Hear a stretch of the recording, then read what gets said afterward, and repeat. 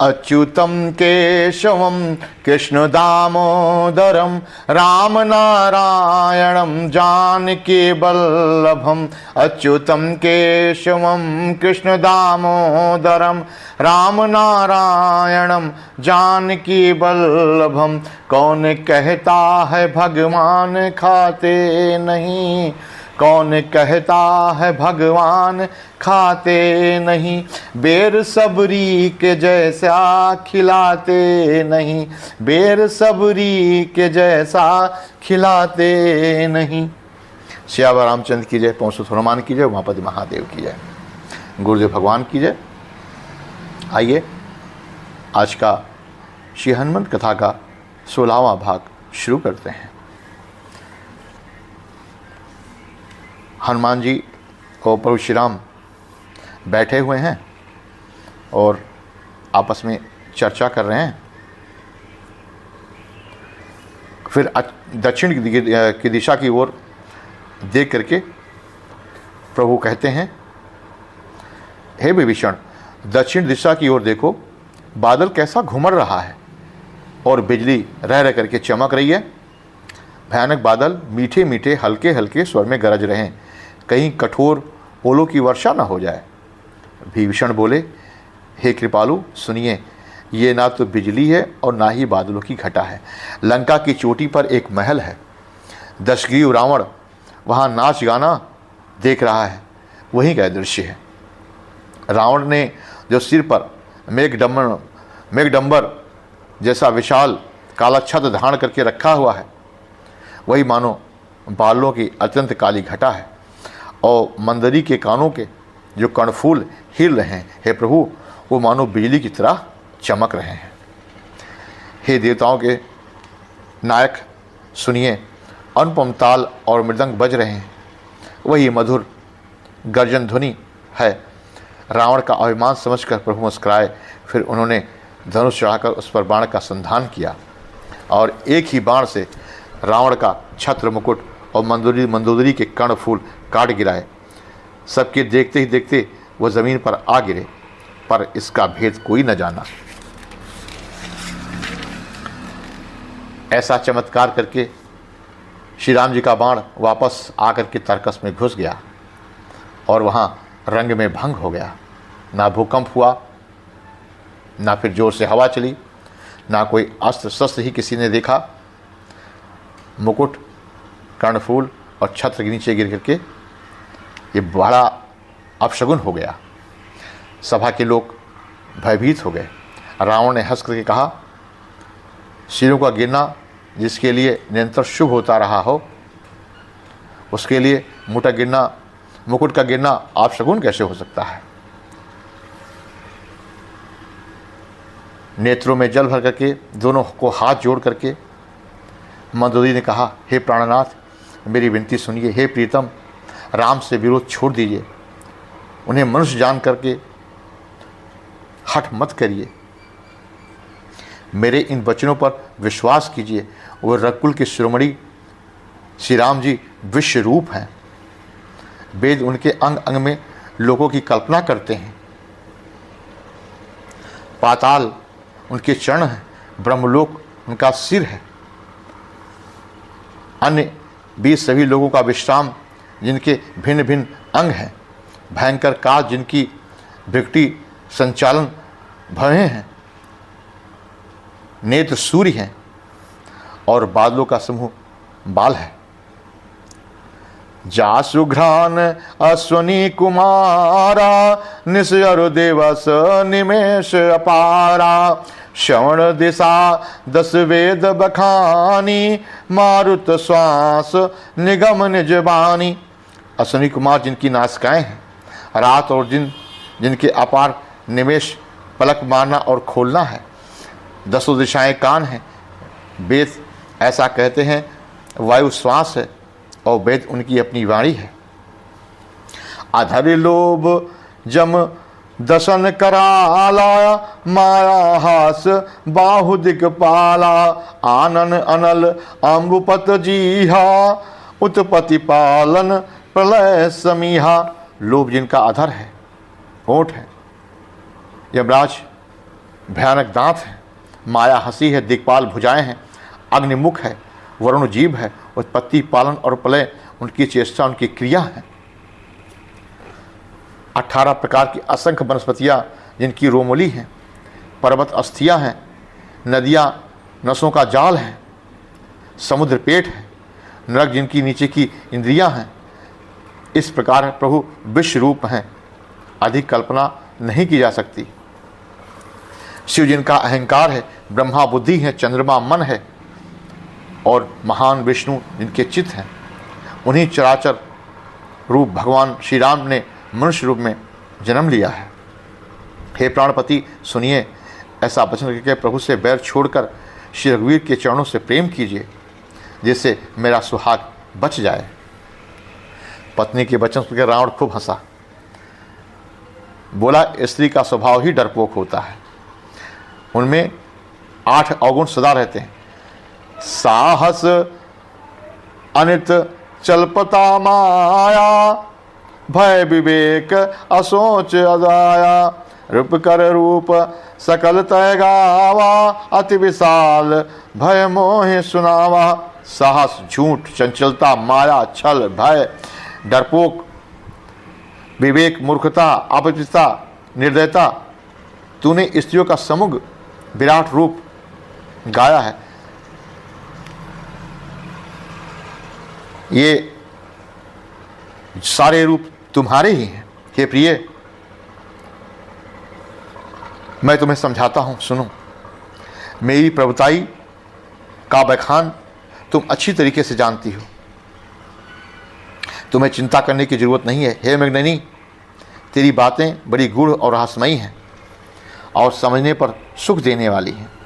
मंदोदरी ने मन में ऐसा निश्चय किया कि पति को कालवश मतिभ्रम हो गया है। इस प्रकार विनोद करता हुआ रावण सवेरा हो गया और स्वभाव से ही निडर, घमंड में अंधा लंकापति सभा में चला गया। उधर सुबेल पर्वत पर प्रातःकाल रघुनाथ जी जागे और उन्होंने सब मंत्रियों को बुलाया और सलाह पूछी कि शीघ्र बताइए कि आगे क्या किया जाए। तब जामवंत ने प्रभु श्री राम के चरणों में सर नवा के कहा, आप तो सर्वज्ञ हैं, सब कुछ जानने वाले हैं, कृपा निधान, पर मैं अपनी बुद्धि के अनुसार आपको सलाह देता हूँ कि बालीपुत्र अंगद को दूत बना करके भेजा जाए और समझा बुझा करके देखा जाए, क्योंकि अंगद परम चतुर हैं और बातचीत करने में निपुण हैं। प्रभु ने आज्ञा दिया कि अंगद जी आप जाएं। प्रभु की आज्ञा सिर चढ़ा करके उनके चरणों में वंदना करके अंगद जी उठे और बोले, हे भगवान श्री राम, आप जिस पर कृपा करते हो वही गुणों का समुद्र बन जाता है। स्वामी के सब कार्य अपने आप ही सिद्ध हो जाते हैं। आपने मुझे आदर दिया, इस बात का मुझे हर्ष है।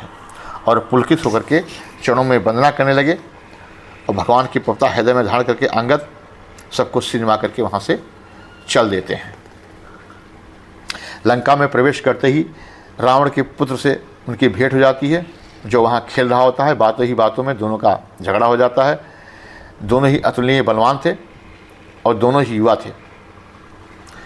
तही अंगद कहो लात उठाई, गहि पद पट क्यों भूम भवाई, निश्चर निकर देख भट भारी, जहाँ तहाँ चले न सकहे पुकारी। उसने अंगद पर लात मारी। अंगद ने वही पैर पकड़कर उसे घुमाकर जमीन पर पटक दिया और उसके प्राण पखेरु उड़ गए। यह देख करके राक्षस का समूह जो भारी योद्धा थे जहाँ के तहाँ भागने लगे और वहाँ डर के मारे चीख पुकार मच गई और कोई मारे डर के रावण को बताने भी नहीं गया। जब अंगद जी ने पूछा कि रावण का महल कहाँ है, तो सब लोगों ने उधर इशारा कर दिया कि उधर है।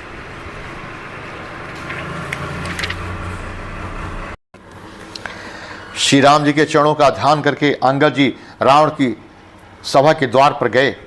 वह धीर वीर और बल की राशि अंगद जी सिंह के समान दहाड़ कर बोले, हे राक्षस, रावण को सूचित करो कि प्रभु राम के दूत आए हैं।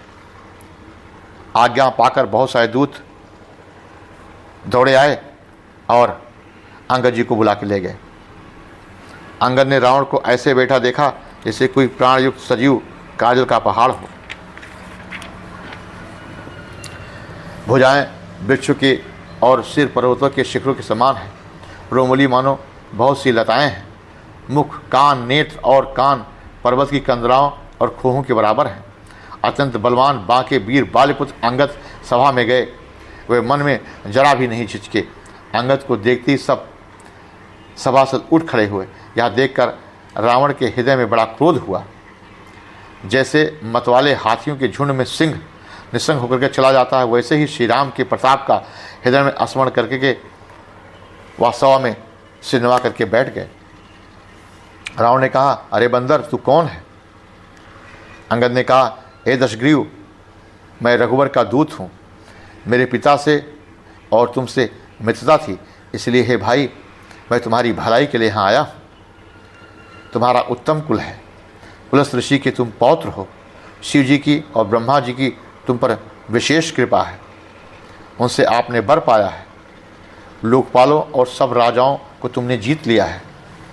राजमत से और मोहवश तुम जगतजननी सीता को हर लाए हो। अब तुम मेरे शुभ वचन सुनो। प्रभु श्री राम तुम्हारे सब अपराध क्षमा कर देंगे। दांतों में तिनका दबाओ, गले में कुल्हाड़ी डालो, कुंडपटियों सहित अपनी स्त्रियों को साथ लेकर के आदरपूर्वक जानकी को आगे करके इस प्रकार चलो। शरणागत पालन करने वाले रघुबर शिरोमणि श्री राम, मेरी रक्षा कीजिए। आर्त पुकार सुनते ही प्रभु तुमको निर्भय कर देंगे। रावण ने कहा, अरे बंदर के बच्चे, जुबान संभाल कर बात कर। तुझे पता नहीं तो किससे बात कर रहा है? पहले अपने बाप का तो नाम बता, और हमारा उससे क्या नाता है? अंगद ने कहा, मेरा नाम अंगद है, मैं बाली का पुत्र हूँ। उसने कभी तुम्हारी भेंट हुई थी? अंगद का वचन सुनते ही रावण को सकचा गया। हाँ, जान गया। बाई नाम एक बंदर था। अरे अंगद, तू ही बाली का लड़का है? अरे कुलनाशक, तू तो अपने कुल रूपी बांस के लिए अग्नि रूप ही पैदा हुआ है। गर्म ही क्यों नहीं नष्ट हो गया? तू व्यर्थ ही पैदा हुआ, जो अपने ही मुंह से तपस्वियों का दूध कहलाता है। अब बाली की कुशल तो बता, कहाँ है? तब अंगद ने हंसकर कहा, दिन बीतने पर बाली के पास जाकर अपने मित्र को हृदय से लगाकर उसी से कुशल पूछ लेना। राम जी से विरोध करने पर जैसे कुशल होती है, वह सब तुमको वह सुनावेंगे। हे मूर्ख, सुन। भेद उसी के मन में पड़ता है जिसके हृदय में रघुवीर न हो।